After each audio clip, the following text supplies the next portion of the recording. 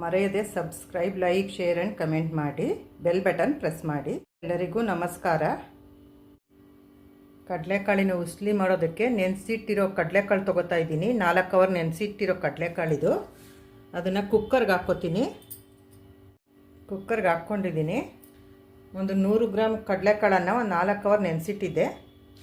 ಈಗ ಅದಕ್ಕೊಂದು ಅರ್ಧ ಗ್ಲಾಸ್ ನೀರು ಹಾಕ್ಕೋತೀನಿ. ಅದಕ್ಕೆ ರುಚಿಗೆ ತಕ್ಕಷ್ಟು ಉಪ್ಪು ಹಾಕಿ ಕುಕ್ಕರ್ ಇಡ್ತೀನಿ. ಕುಕ್ಕರ್ ಮುಚ್ಚಳ ಮುಚ್ಚಿಸ್ತೀನಿ. ಒಂದು 3 ವಿಸಿಲ್ ಹಾಕಿಸ್ಕೊತೀನಿ.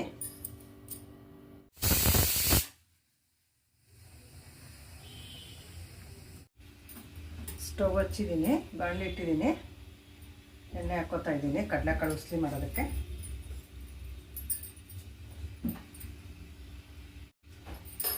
ಸ್ವಲ್ಪ ಸಾಸಿವೆ ಜೀರಿಗೆ ಹಾಕೋತೀನಿ.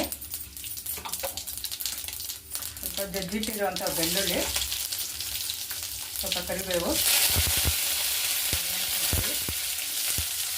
ಈರುಳ್ಳಿ.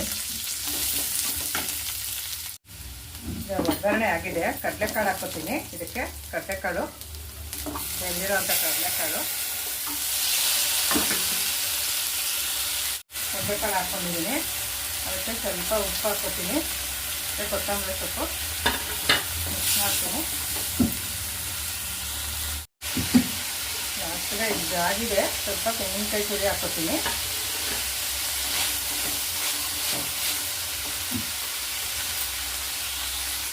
ಕಡಲೆಕಾಳು ಉಸ್ಲಿಗೆ ಸಾಫ್ಟ್ ಚಪಾತಿ ಮಾಡಿದ್ದೀನಿ. ಅದ್ರ ಜೊತೆ ಚಟ್ನಿ ಪುಡಿನೂ ಇದೆ. Thank you for watching.